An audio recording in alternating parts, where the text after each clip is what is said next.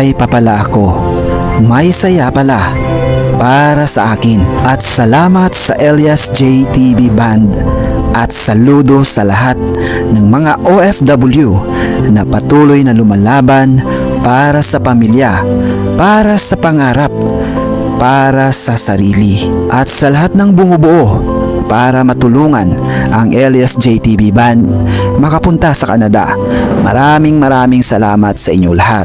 And of course, sa lahat ng mga supporters, Luzon, Visayas at Mindanao, at sa lahat ng mga sulid uhay sa buong mundo.